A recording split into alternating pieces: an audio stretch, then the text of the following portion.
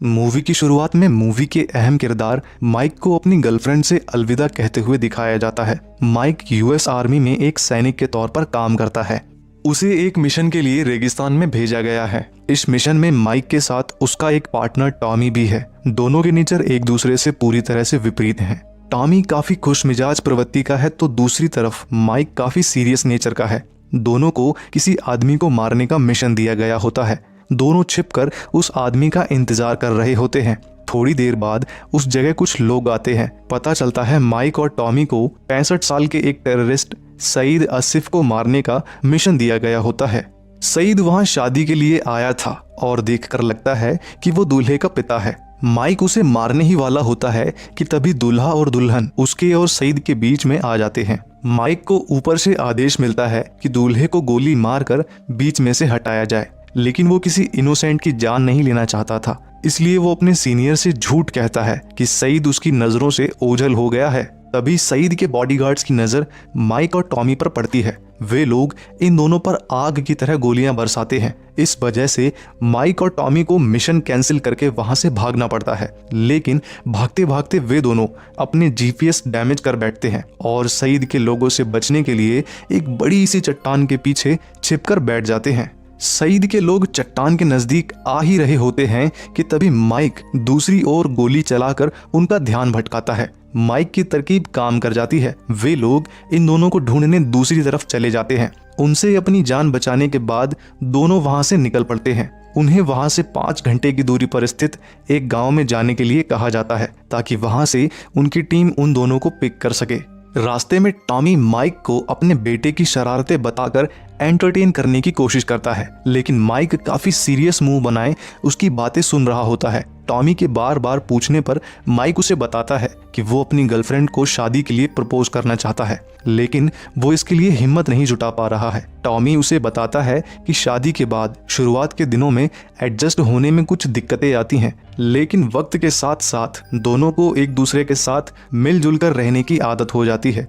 थोड़ी दूर जाने के बाद हवा के झोंके से उड़ता हुआ एक वार्निंग साइन बोर्ड उनकी तरफ आता है। उस पर लिखा होता है कि पिछले 40 सालों में उस जगह 3 करोड़ 30 लाख लैंडमाइंस छुपाए गए हैं।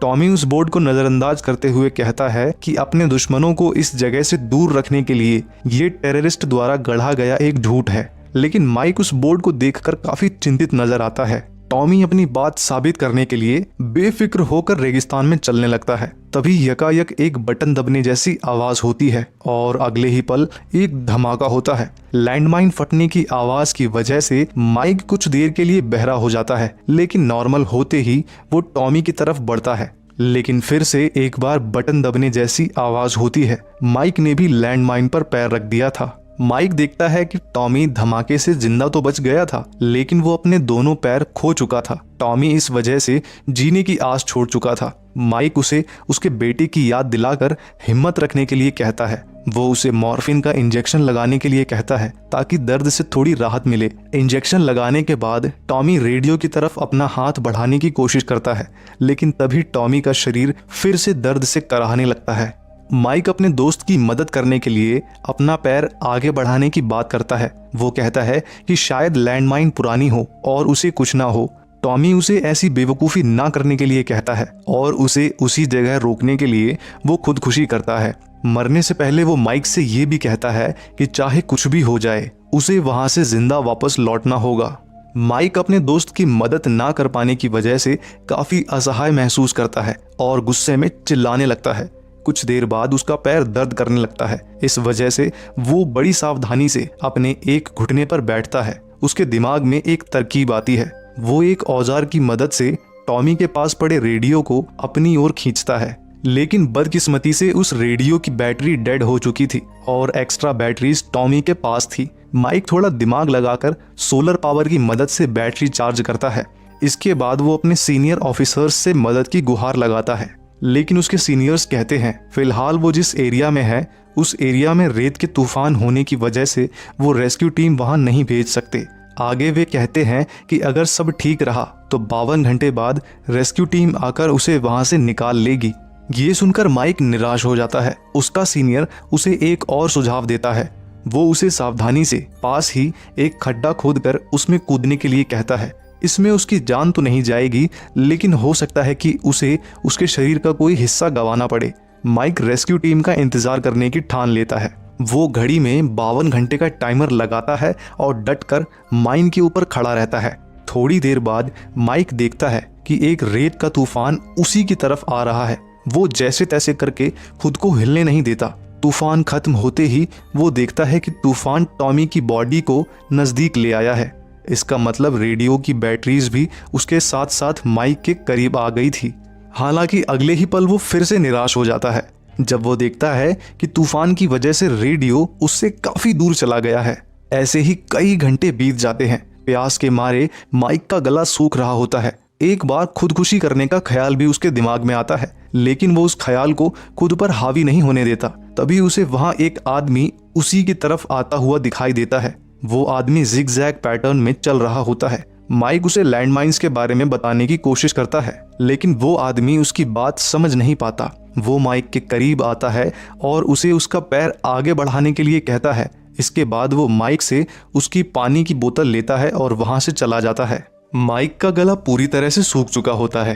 पानी ना होने की वजह से वो अपनी पेशाब पीने ही वाला होता है कि तभी एक छोटी बच्ची उसके पास आती है। उसके पास माइक की पानी की बोतल होती है। वो बच्ची उसे वो बोतल देती है। माइक राहत की सांस लेता है जब वो उस बोतल को पानी से भरा हुआ पाता है। वो बच्ची बोल नहीं सकती थी, इसलिए वो इशारों में कहती है कि उसे अपना पैर आगे रखना चाहिए। माइक भी उसे इशारों में समझाने की कोशिश करता है कि वो आगे कदम क्यों नहीं रख रहा है। माइक उसे इशारों से रेडियो लाकर उसे देने के लिए कहता है, लेकिन वो बच्ची माइक जो कहने की कोशिश कर रहा था उसे समझ नहीं पा रही थी। फ्रस्ट्रेट होकर यही बात माइक उसे चिल्लाकर बताता है। इस वजह से वो घबरा जाती है और वहां से भाग जाती है। रात में ठंड से बचने के लिए माइक अपने आसपास आग लगाकर खुद को गर्म रखने की कोशिश करता है। उसे जंगली जानवरों की चिल्लाने की आवाजें भी सुनाई देती हैं। वो खुद को व्यस्त रखने के लिए अपनी गर्लफ्रेंड के फोटोज देखता है। उसे वहां एक वीडियो भी दिखाई देता है जहां उसकी गर्लफ्रेंड उसे जल्दी से युद्ध खत्म कर लौटने के लिए कह रही होती है। ये देखकर माइक भावुक हो जाता है, क्योंकि उसे ये भी नहीं पता होता है कि वो दोबारा उसे देख पाएगा कि नहीं। माइक अब काफी थक चुका होता है। उसे नींद आ रही होती है। तभी उसने जलाई हुई आग भी बुझने लगती है। आग बुझते ही जंगली जानवर उसे घेर लेते हैं। माइक उन्हें भगाने के लिए गोली चलाता है, लेकिन इससे कुछ खास फायदा नहीं होता। एक जानवर टॉमी के मृत शरीर को अपने साथ ले जाता है। इसके बाद एक जानवर माइक की तरफ बढ़ रहा होता है। माइक टॉर्च की मदद से उस पर गोली चलाता है। तभी उसकी तरफ बढ़ने वाले एक जानवर का पैर लैंडमाइन पर पड़ता है। इसकी वजह से हुए धमाके के कारण सारे जानवर वहां से भाग जाते हैं।